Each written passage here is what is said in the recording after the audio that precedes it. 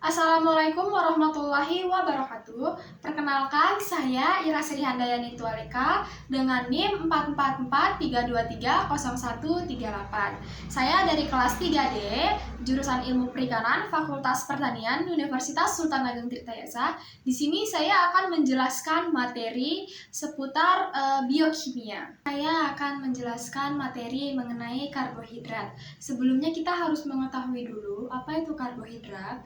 Karbohidrat di dalam biokimia adalah senyawa organik yang penting bagi kehidupan makhluk hidup. Mereka terdiri dari karbon, hidrogen, dan oksigen dengan rumus umum CN dalam kurung H2O tutup kurung dikali N. Dalam biokimia, karbohidrat berperan sebagai sumber utama energi dan penyusun berbagai struktur dalam sel. Karbohidrat dikelompokkan menjadi 3 kategori utama berdasarkan jumlah unit gula yang dikandungnya.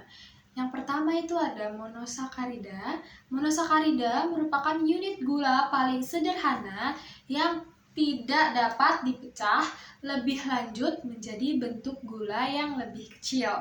Contohnya adalah glukosa, fruktosa, dan galaktosa. Lalu yang selanjutnya ada disakarida.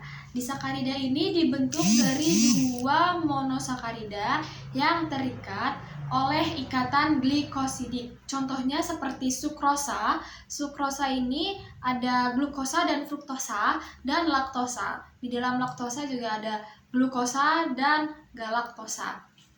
Lalu yang ketiga ada polisakarida. Polisakarida merupakan rantai panjang dari monosakarida yang dihubungkan dengan ikatan glikosidik. Polisakarida ini berfungsi sebagai cadangan energi, misalnya pati dan glikogen, atau bahan struktural, misalnya selulosa dalam tumbuhan dan kitin pada arthropoda. Karbohidrat ini juga memiliki fungsi. Yang pertama adalah sebagai sumber energi. Glukosa merupakan sumber energi utama bagi sel. Dalam proses respirasi seluler, glukosa dipecah menjadi glikolisis, siklus Krebs, dan rantai transport elektron untuk menghasilkan ATP. Lalu karbohidrat ini juga berfungsi sebagai cadangan energi, yaitu pati pada tumbuhan dan glikogen pada hewan berfungsi sebagai penyimpanan energi jangka panjang. Lalu di sini juga berfungsi sebagai struktur sel, yaitu polisakarida seperti selulosa membentuk dinding sel pada tumbuhan, sementara kitin membentuk eksoskeleton pada serangga dan krustasea. Lalu di sini juga ada fungsi biologis lain, yaitu karbohidrat juga berperan dalam pengenalan sel, misalnya di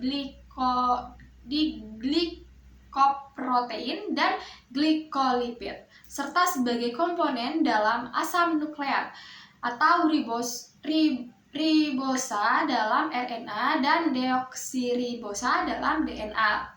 Lalu di sini juga ada metabolisme karbohidrat. Yang pertama, proses metabolisme karbohidrat ini meliputi serangkaian reaksi biokimia yang mengubah karbohidrat menjadi energi atau menyimpannya dalam bentuk lain. Tahapan utama dalam metabolisme karbohidrat ini meliputi glikolisis. Glikolisis ini adalah pemecah glukosa menjadi pirufat yang menghasilkan ATP dan NADH. Lalu di sini ada siklus Krebs. Siklus Krebs ini adalah tahap lanjut dari pemecahan glukosa yang menghasilkan lebih banyak NADH, FADH2, dan ATP. Lalu di sini ada fosforilasi oksidatif, yaitu penggunaan NADH dan FADH2 untuk menghasilkan ATP di mitokondria. Lalu di sini juga ada glikogenesis dan glikogenolysis yang prosesnya penyimpanan glukosa ini dalam bentuk glikogen dan pemecahan glikogen menjadi glukosa. Baik, itu saja yang bisa dapat saya sampaikan seputar materi karbohidrat. Semoga bermanfaat untuk teman-teman semua. Terima kasih.